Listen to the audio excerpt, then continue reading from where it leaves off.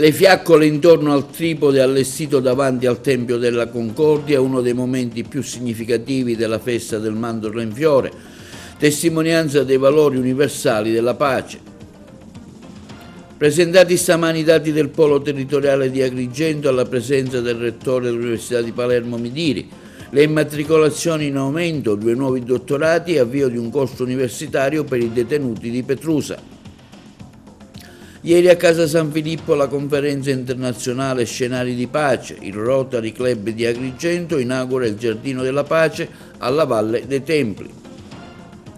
Manager Italia, la Federazione Nazionale dei Dirigenti, fa tappa oggi ad Agrigento, si è discusso del ciclo sulla sostenibilità ambientale.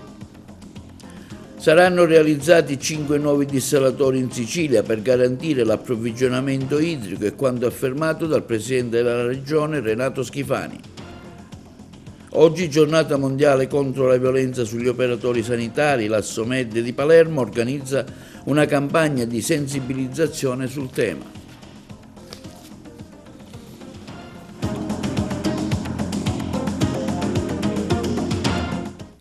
Buongiorno con un nuovo appuntamento di TV Notizie di oggi mercoledì 12 marzo. Le fiaccole intorno al tripode allestito innanzi al Tempio della Concordia hanno animato ieri l'evento tra i più significativi del mandorlo in fiore. I gruppi folcloristici internazionali partecipanti alla kermesse hanno testimoniato e rinnovato i valori universali della pace e della fratellanza tra i popoli che ad Agrigento si incrociano e si stringono fisicamente e non solo virtualmente in un solo abbraccio nella millenaria Valle dei Templi. Le interviste ai protagonisti.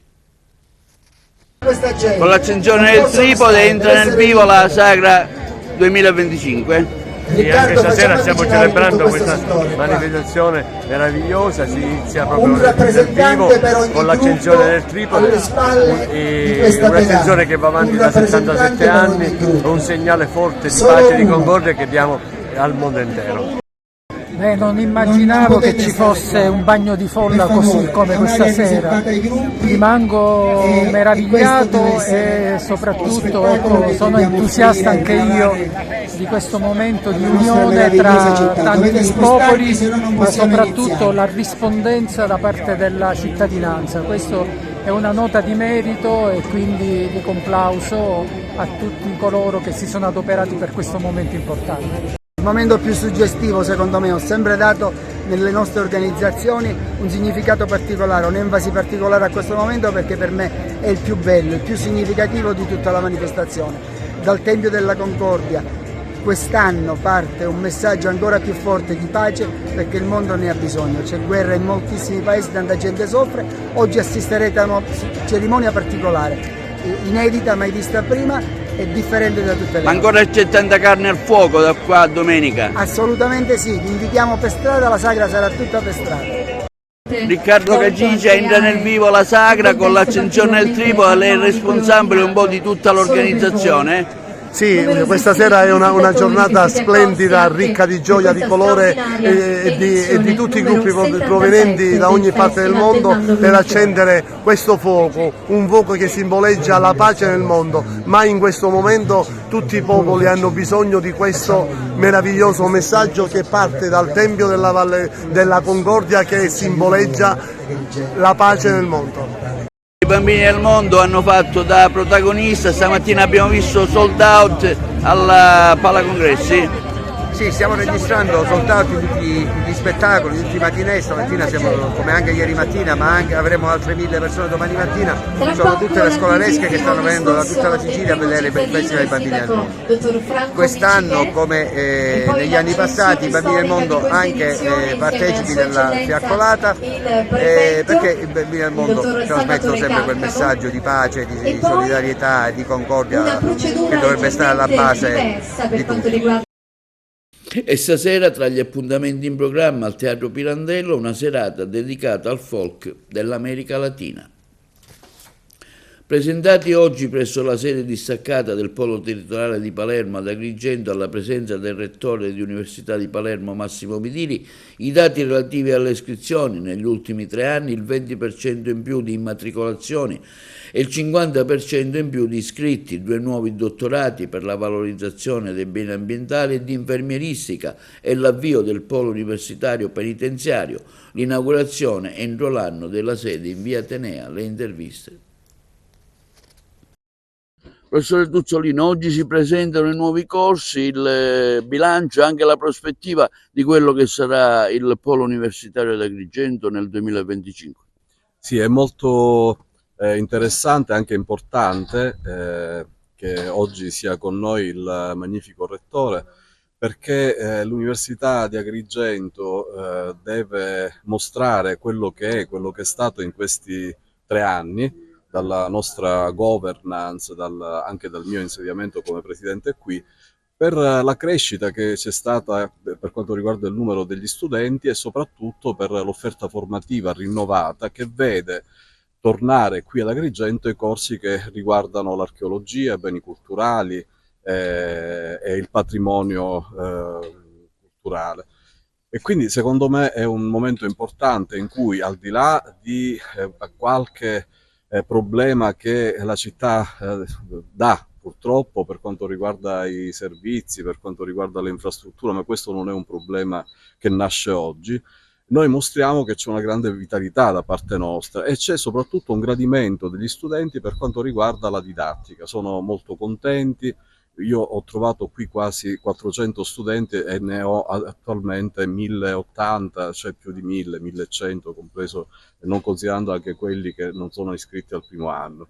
Quindi devo dire, mostriamo anche le cose belle, quello che questa università, diciamo, sta facendo per la città e per il territorio, e che è un grande presidio. Non tutte le città siciliane possiedono l'università e dovremmo curare anche questa istituzione per quanto riguarda il valore che può avere all'interno della città e soprattutto in prospettiva di una crescita e di uno sviluppo. Agrigento Capitale della Cultura, noi ci siamo, abbiamo un nostro programma, diamo anche vitalità culturale alle attività che sono previste e anche questa è qualcosa che noi facciamo come dovere istituzionale, perché noi facciamo ricerca sul territorio.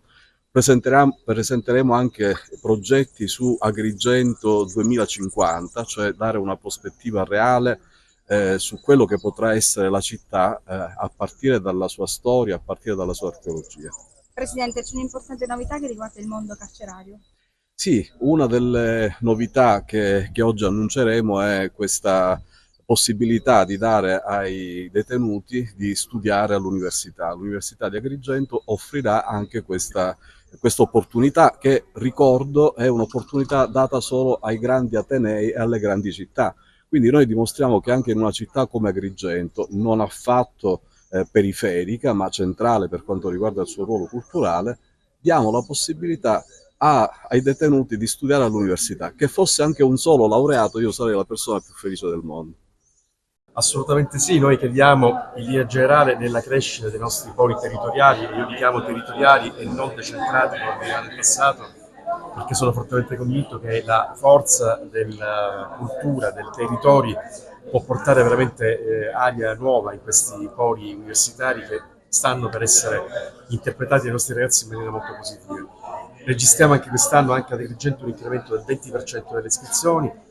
Noi stiamo portando 2 corsi di laurea in più, ma vogliamo fare molto di più, perché non è soltanto Agrigento Capitale della Cultura, siamo convinti che Agrigento possa rappresentare un polo universitario diversificato, con delle esperienze territoriali uniche al mondo. Faccio riferimento chiaramente ai beni culturali, ma anche ai concetti di inclusione che vedono evidentemente Lampedusa il punto di approdo anche politico. E quindi noi dobbiamo insistere chiedendo alle istituzioni aiuto, perché da sola l'università non ce la può fare.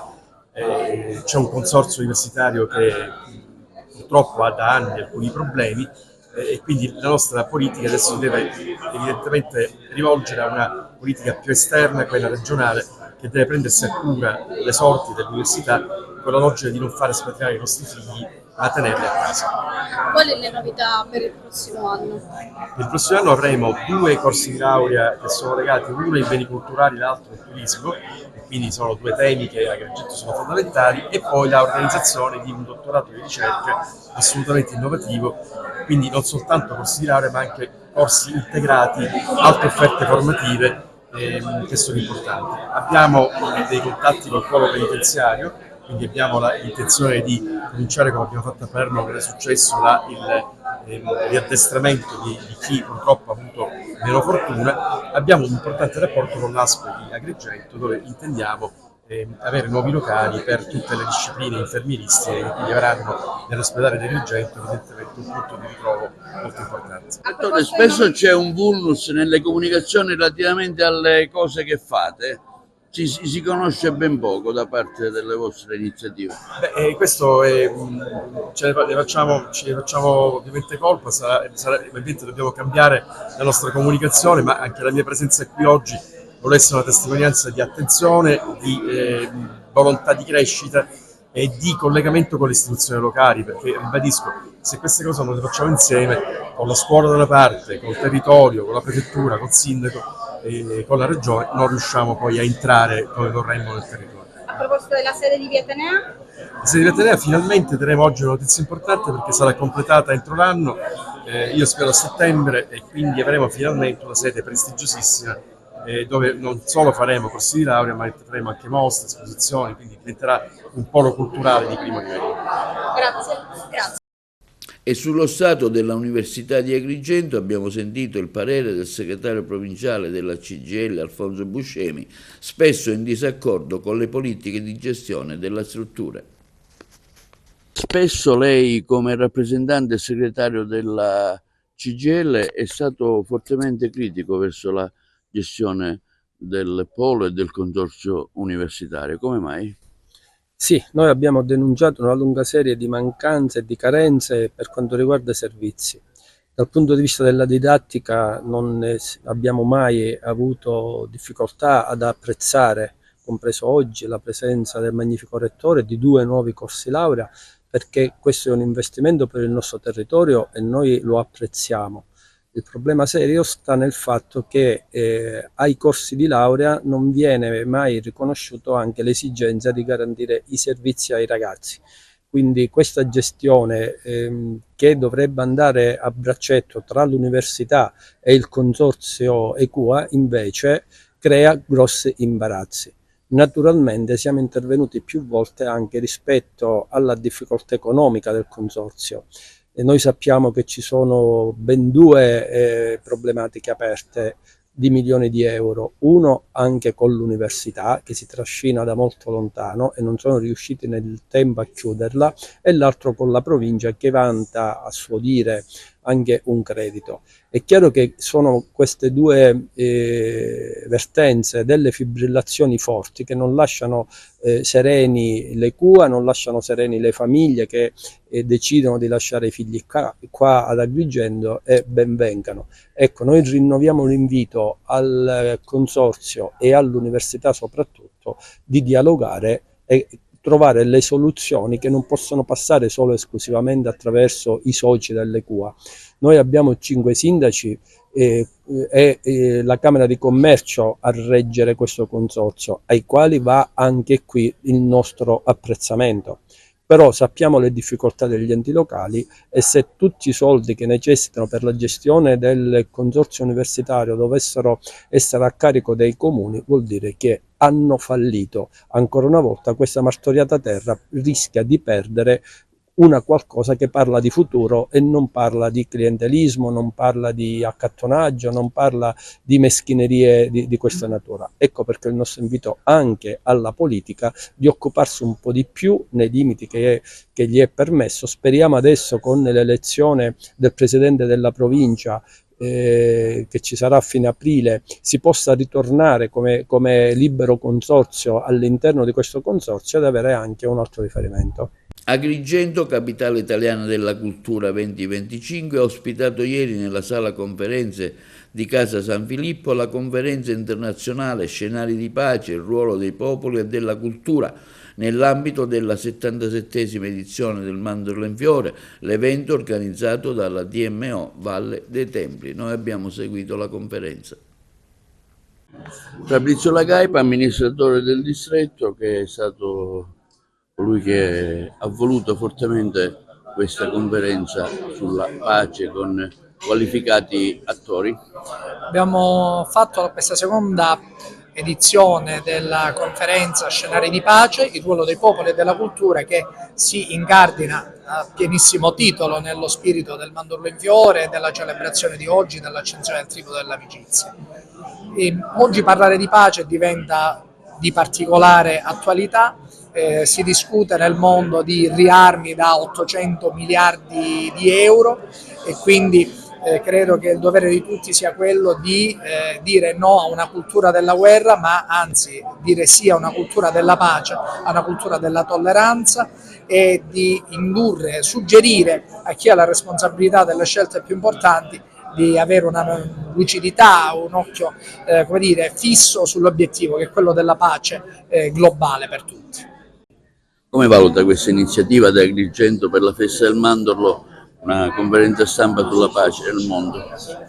Secondo me è una delle conferenze più importanti, perché come dicevo anche prima nel mio intervento, per quanto riguarda la pace è intanto molto importante poterne parlare. E la pace è strettamente legata alla cultura, perché la cultura è fondamentale, è un fondamentale ruolo di interscambio tra i popoli, e tanti conflitti nascono proprio perché non si conosce la cultura dell'altro. Quindi andando a divulgare la propria cultura e andando ad aprirci al mondo possono sicuramente finire le incomprensioni e i problemi tra i popoli. Ecco, il Rotary presente a questa iniziativa Agrigento ambasciatrice di pace, ecco, come la valuta e che messaggio si può lanciare dalla nostra città? La Sicilia è da sempre al centro del mondo, prima era al centro della cultura millenaria e oggi si trova ancora al centro del Mediterraneo come centro fra tutte le culture, quindi qual è il migliore posto dal quale fare partire un messaggio di pace? Sono molto contento di aver avuto la possibilità di intervenire e di essere presente in questa giornata che parla di pace, tema molto importante. Noi consoli siamo in prima linea per promuovere la cultura, la pace e le relazioni pacifiche tra tutti i popoli. Quindi un plauso e un ringraziamento ad Agrigento che ha promosso questa giornata. Speriamo ce ne saranno tante altre che ci avvicineranno e ci aiuteranno in questo ruolo di pace. In qualità anche di presidente del distretto turistico Valle dei Templi, ringrazio anche Fabrizio Lagaipa proprio per essere stato promotore di questo ennesimo evento. Si è parlato di pace, assieme anche al Rotary si inaugurerà il Giardino della Pace proprio nel cuore della Valle dei Templi. Stiamo celebrando quindi questa festa del Mandorlo in Fiore e quel messaggio di pace e di concordia che ad Agrigento lanciamo in tutto il mondo. Dottore Lattuca, una breve dichiarazione gentilmente su lei ha partecipato a questo interessante convegno su scenari di pace, il ruolo dei popoli e della cultura. Abbiamo parlato di pace oggi, abbiamo discusso anche della possibilità, io ho proposto appunto un festival della cultura e della pace da fare nella città di Agrigento nell'ambito della conferenza Mezzogiorno Mediterraneo. Il sindaco ha annuito, spero che accetti la richiesta, perché ci sono tutta una serie di altri fattori che potrebbero essere create nella nostra città per raccogliere, diciamo, in un luogo sofisticato quale Agrigento, al centro del Mediterraneo, tutte le iniziative che hanno a che fare con la pace tra i popoli. Inaugurato ieri nei pressi di Villa Aurea al Parco della Valle dei Templi il Giardino della Pace, evento organizzato dal Rotary Club di Agrigento. Abbiamo sentito in merito il presidente Alfonso Lozzito. Presidente Rotary, parliamo di questa iniziativa che oggi avete fatto qui in segno di pace. Questa iniziativa è stata maturata nell'arco di alcuni mesi e abbiamo deciso all'interno del Parco della Valle dei Templi, con la collaborazione e l'aiuto che ci ha dato l'Ente Parco, di piantumare in uno spazio assolutamente prestigioso di fronte il Tempio della Concordia un giardino nel quale ci sono 21 cultivar diversi di ulivi che provengono da tutti i paesi del Mediterraneo e anche oltre. Questi ulivi, una volta che cresceranno, produrranno delle olive e da queste olive noi ricaveremo l'olio della pace. Questa è un'iniziativa molto particolare che ci mette in una posizione di grande visibilità. Questa è la 7ª installazione Giardino della Pace del mondo, dopo di noi ne verrà un'altra a Teheran. È un grande network che ci servirà per scambiarci una serie di impressioni e per cercare di fare crescere in tutti quella che è veramente da questo punto di vista una necessità, che è la volontà di fare la pace e di andare avanti nella pace.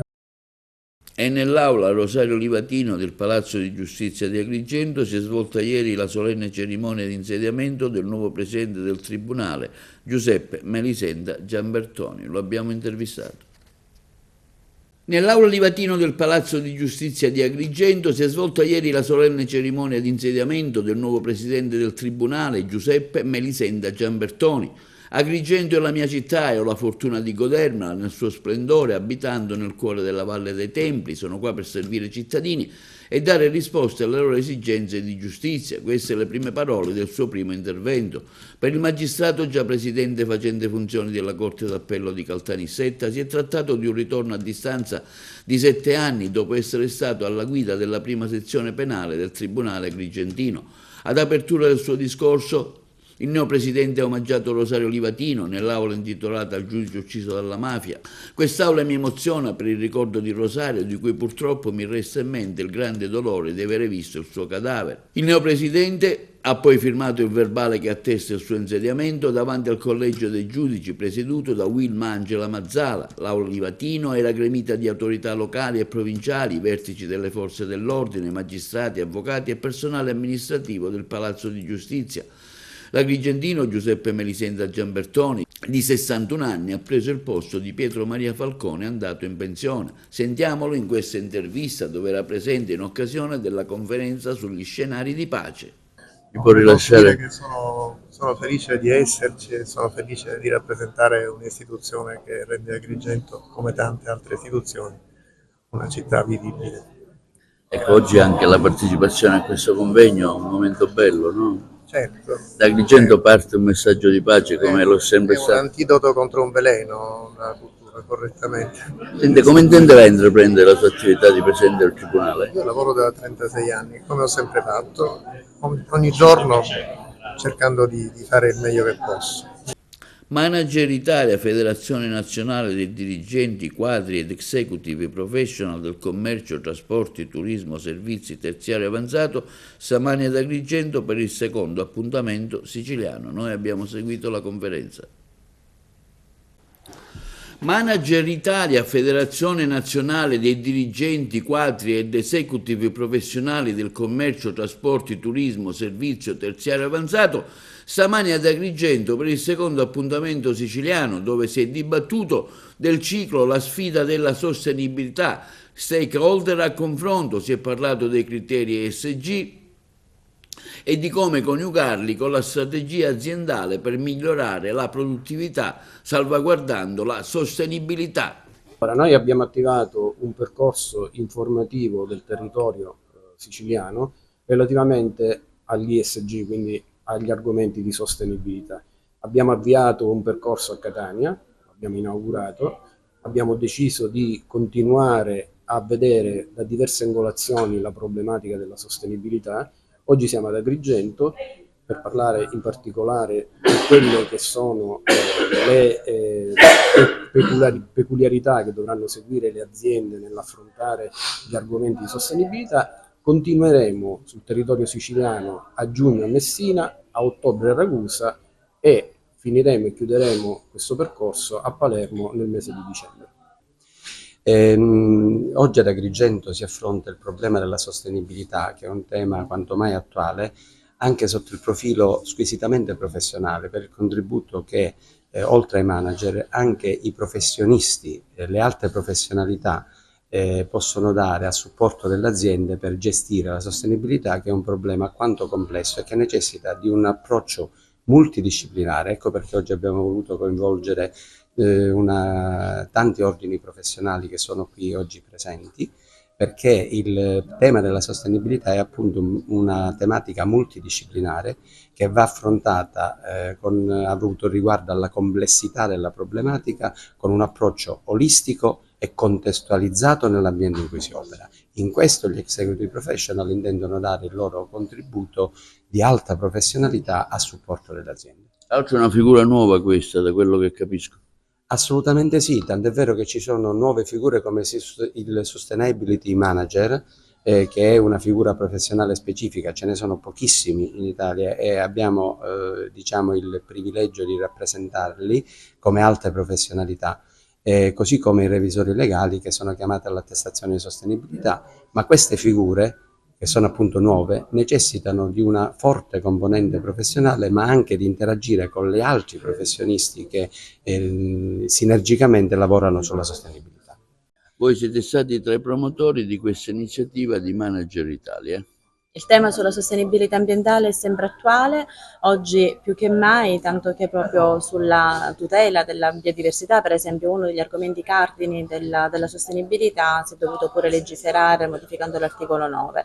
La nostra è una categoria professionale molto sensibile a queste tematiche, che non può chiaramente essere isolata nel contorno delle altre professionalità, perché il tema è veramente complesso e quindi necessitano più sfaccettature per portare innanzi nuove posizioni di sviluppo e di proponimenti verso questo problema così tanto attuale e sensibile. Quindi provare per esempio ad avere maggiore integrazione tra le varie categorie professionali, innovazioni nel campo, interazioni tra quello che riguarda il comparto biotico e quello abiotico. Viviamo in un problema in cui necessitano tutelare beni di primaria importanza, quindi bisogna tutelare l'ambiente, bisogna tutelare un aspetto economico e sociale, e solo così potrebbe esserci quella sostenibilità ambientale in relazione a quello che è la tutela delle generazioni future.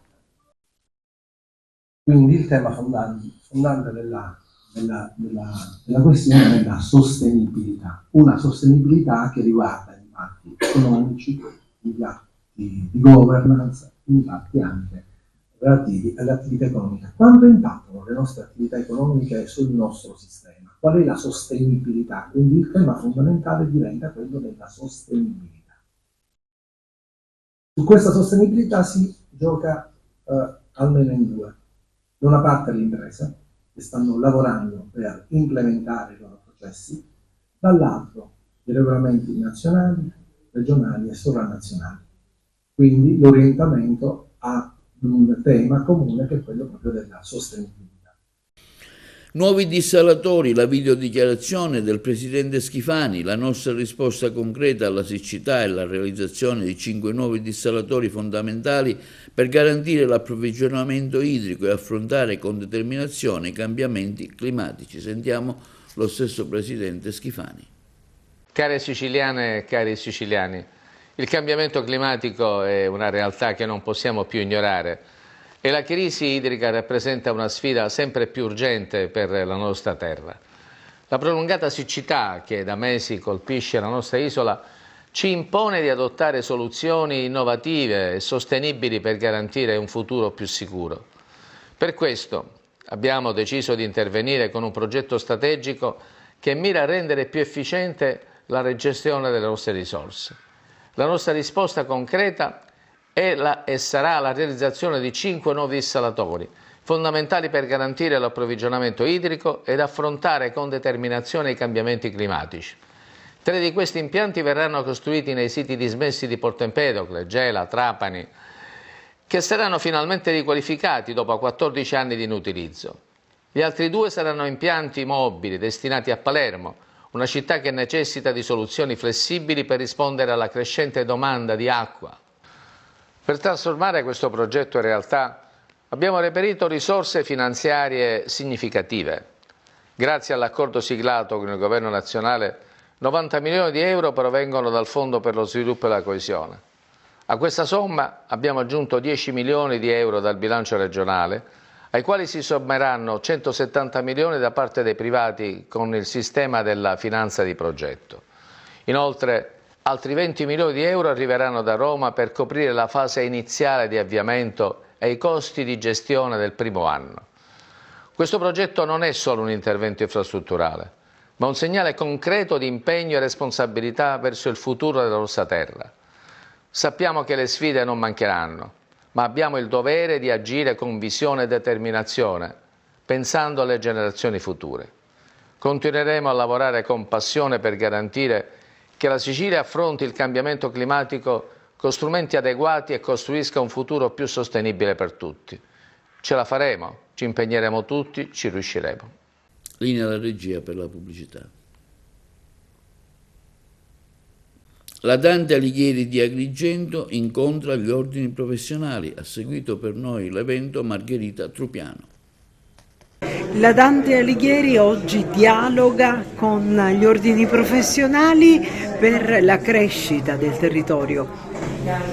Sì, è un incontro prettamente culturale dove si parla di queste tematiche e ogni presidente dell'ordine la tratterà secondo la sfera di propria competenza. Con questo incontro vogliamo anche sottolineare come ognuno lavorando insieme, congiuntamente, può dare un apporto enorme al contesto culturale in generale. Si parlerà di territorio riferito in maniera largo, non uno specifico territorio, e anche di quelle che sono, diciamo, le caratteristiche che lo rendono fruibile, che lo rendono anche, che lo possono valorizzare e che lo rendono un fiore all'occhiello per quanti ci abitano. Ma io credo che la Dante Alighieri con questa iniziativa abbia voluto valorizzare particolarmente il territorio, che è il centro e il fulcro di tutti gli interventi, di tutte le iniziative che dovrebbero caratterizzare un attimino non solo gli enti locali, gli enti preposti, le province, la regione, lo Stato, ma soprattutto sotto il profilo dello studio, delle proposte e delle iniziative, gli ordini professionali, sia sotto il profilo giuridico che sotto il profilo tecnico, e tutti gli ordini professionali sotto questo profilo sono interessati. Quindi un grazie alla professoressa, alla preside e alla dirigente scolastica Ierna, che ha voluto dare questo contributo per la crescita culturale della nostra Agrigento, della nostra provincia di Agrigento, soprattutto in quest'anno che vede la nostra città capitale della cultura. L'Ordine dei Medici comincia dalla natura, che porta a tanto benessere, e per noi che la cui mission è la salute del cittadino è importantissimo un ambiente sano, un ambiente salubre. Praticamente quanto incide su determinati apparati l'ambiente e quindi lo stile di vita, noi lo sappiamo, particolarmente sul sistema psichico, sul sistema anche fisico, su alcune patologie come per esempio il diabete, quanto è importante l'attività fisica della natura, perché la natura porta benessere, ma il benessere contrasta lo stile sedentario che molti assumono, quindi è importante oggi questa comunicazione che da Dante Alighieri fa alla città. E l'Ordine degli Architetti, tra l'altro, si è particolarmente distinto per proposte fattive per il territorio. Sì, io tratterò il tema della rigenerazione urbana, che ci è tanto caro, quale strumento per riqualificare un po' il nostro territorio, le nostre città, che soffre di un abbandono del centro storico, ed è un momento particolarmente felice perché proprio in questi giorni è finalmente all'esame dell'8ª Commissione del Senato un disegno di legge che promuove proprio la rigenerazione urbana, istituendo un piano nazionale per la rigenerazione, promuovendo anche l'istituzione di un fondo per la rigenerazione con una disponibilità di 3,5 miliardi fino al 2050. Vengono stanziati da questo disegno di legge, speriamo sia approvato, ben 100 milioni di euro per il biennio 2025-2026 per i comuni che adotteranno una serie di diciamo, di provvedimenti entro la scadenza di 12 mesi, insomma, quindi oggi avremo modo di parlarne ed è un appuntamento importante che abbiamo colto diciamo con favore. Riconosciamo alla società Tantalieri, soprattutto alla coordinatrice della sezione agrigentina Elsa Ienna, una importante attività di promozione culturale in tal senso. Oggi è la giornata nazionale contro la violenza sugli operatori sanitari e la NAO Assomed ha organizzato la campagna di sensibilizzazione Anche tu puoi prenderti cura di me, il servizio di Palermo. 12 marzo, giornata contro le aggressioni al personale sanitario. In questa giornata noi continueremo come ogni giorno ad erogare cure, ma per ricordare questo momento abbiamo deciso di indossare una maglietta rossa e di indossare un badge che possa essere visibile ai pazienti, in cui scriviamo semplicemente «Anche tu puoi prenderti cura di me». Un messaggio positivo, rivolto al cittadino, per fargli comprendere che noi non siamo carnefici, ma siamo vittime tanto quanto sono vittime i cittadini che non riescono ad accedervi alle cure. Siamo dalla stessa parte. Il fenomeno delle aggressioni, che nonostante gli ultimi decreti legge non accenna a diminuire, riconosce delle cause che, lo abbiamo detto in diverse occasioni, non sono soltanto cause derivanti dal mancato, dal ritardo di accesso alle cure, ma sono cause molto più profonde, anche di natura culturale. Quel rapporto medico-paziente che tanti anni abbiamo impiegato per costruire sembra oggi essersi destrutturato. E questo a causa dei tagli lineari che hanno comportato una falsa percezione delle cure al paziente stesso, che molte volte vede noi medici, noi operatori sanitari, quasi come responsabili delle difficoltà che invece sono dovute a scelte scellerate della politica. E quindi oggi noi vogliamo lanciare un messaggio diverso, un messaggio che sia un messaggio di positività anche verso i cittadini. Stateci vicini, siamo dalla stessa parte, siamo noi insieme a voi, prima di tutto pazienti e poi medici, infermieri o operatori della sanità. Una giornata che ci auguriamo possa essere una giornata di segnale di unione, segnale di connubio indissolubile tra chi cura e chi deve essere curato. Noi vogliamo continuare ad erogare le cure, vogliamo soltanto farlo in condizioni di sicurezza, perché ricordate che aggredire un medico vuol dire aggredire se stessi, aggredire un medico vuol dire aggredire anche il paziente, perché se non ci sono più medici non possono esistere più cure. Aiutateci a restare negli ospedali, aiutateci a curarvi, stiamo insieme e insieme cerchiamo di migliorare quell'accesso alle cure che oggi comprendiamo è difficile per voi, tanto quanto lo è per noi erogarle queste cure. E un tragico incidente si è verificato questa mattina sulla tangenziale di Messina. Un motociclista ha perso la vita, ce ne parlano i colleghi di Messina. Un tragico incidente si è verificato questa mattina sulla tangenziale di Messina. Un motociclista ha perso la vita dopo essere caduto all'interno della galleria San Giovanni, situata tra gli svincoli di Messina Centro e Messina Gazzi. Il sinistro è avvenuto per cause ancora da accertare e il conducente, un uomo di 66 anni residente a Messina, è deceduto dopo essere stato trasportato in condizioni gravissime al pronto soccorso del Policlinico di Messina. L'incidente ha provocato lunghe code in direzione Catania, creando disagi significativi al traffico nella zona. Sul posto sono intervenuti immediatamente i soccorsi del CAS e il 118 insieme alle pattuglie della sottosezione Polizia Stradale avventi Boccetta, che stanno attualmente conducendo accertamenti per verificare la dinamica del sinistro. Le indagini proseguono per chiarire le circostanze che hanno portato a questo tragico evento, mentre le autorità invitano gli automobilisti a prestare attenzione e a rispettare le norme di sicurezza stradale.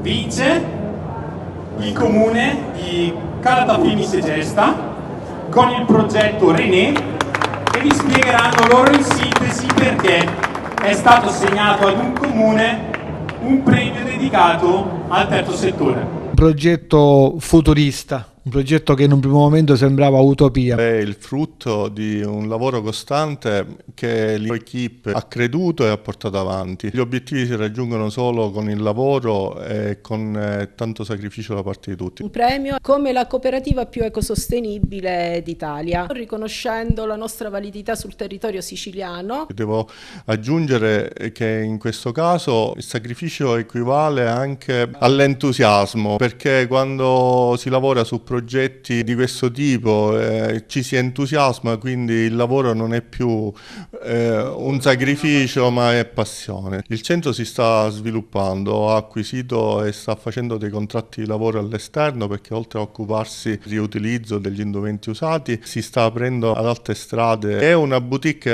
a tutti gli effetti. Oggi il tema del riutilizzo degli indumenti usati è di moda, sta andando fortissimo in tutto il mondo e loro sono stati forse fra i primi a sviluppare questo tema. Una bella sorpresa, eravamo fiduciosi che qualcuno ci avrebbe riconosciuto, perché la cooperativa sta svolgendo eticamente, mantenendo degli obiettivi saldi sull'economia circolare. È una bella soddisfazione. Si trova ubicata presso l'ex mattatoio comunale, che grazie al progetto è stato convertito a centro del riuso. È aperta tutti i giorni, chiunque voglia o sia interessato o voglia donare degli indumenti o sia interessato a lavorare con la cooperativa o all'acquisto di indumenti usati può recarsi direttamente sul posto. Voglio ringraziare l'amministrazione di Calatafimi Segesta, il sindaco Gruppuso, colui che ha fatto nascere il progetto, l'architetto Scandariato, i miei soci, le persone che stanno vedendo questa cooperativa pian piano migliorando, evolvendo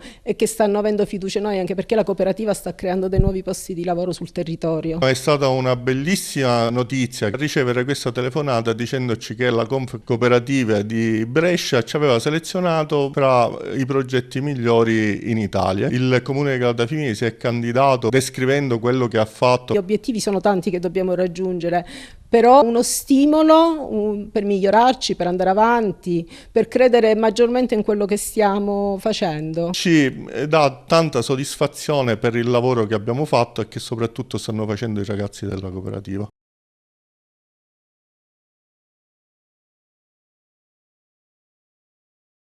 Aeroporto di Palermo, al via la stagione con 97 destinazioni, l'amministratore delegato della GESAP Vito Riggio, tante novità, adesso spinta su produttività e qualità dei servizi, ce ne parlano i colleghi di Palermo.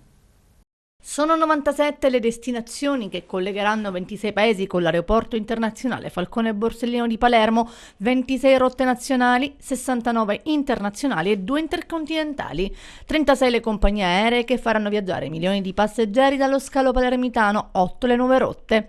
Nella nuova stagione estiva ad affacciarsi sul Falcone Borsellino anche i nuovi collegamenti per Newark, a partire dal prossimo 22 maggio, Zagabria, Palma di Mallorca, Lisbona e Bristol, Bilbao ed Heraklion, e 2 nuove compagnie aeree, United e Condor, che ha aperto il collegamento con Roma Fiumicino. La compagnia aerea Ryanair mantiene tutto l'operativo della scorsa estate e aggiunge la rotta Zagabria per un totale di 42 rotte e 5 aeromobili basati.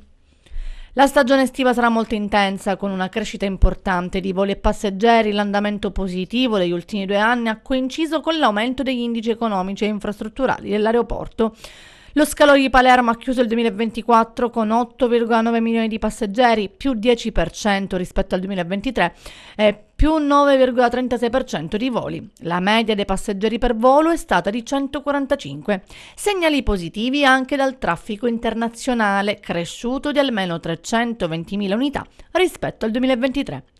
Nei primi 2 mesi del 2025 lo scalo aereo palermitano totalizza un più 8,56% su gennaio-febbraio e un più 3,75% di voli, con una media passeggeri volo di 140 contro 134 del 2024. La stagione estiva si preannuncia ricca di novità, ha dichiarato Vito Riggio, amministratore delegato di GESAP, società di gestione dell'aeroporto di Palermo. Grazie agli investimenti realizzati è migliorata l'accoglienza e l'esperienza di viaggio. Adesso saranno necessari ulteriori passi avanti per migliorare le infrastrutture e far crescere l'aeroporto, così come previsto dal piano approvato da ENAC. E questo è tutto per TV Notizie di oggi. Vi ricordiamo che i programmi TV si possono vedere in tutta Italia sul canale 268 del digitale terrestre per chi ha le smart TV, in streaming sul sito www.televideoagrigento.tv e il telegiornale sul canale 93 di Video Sicilia alle 15 e alle 20 con replica la mattina alle 9. Inoltre i nostri servizi si possono visionare sul canale YouTube di Televideo Agrigento. E questo è tutto e vi auguriamo una buona serata.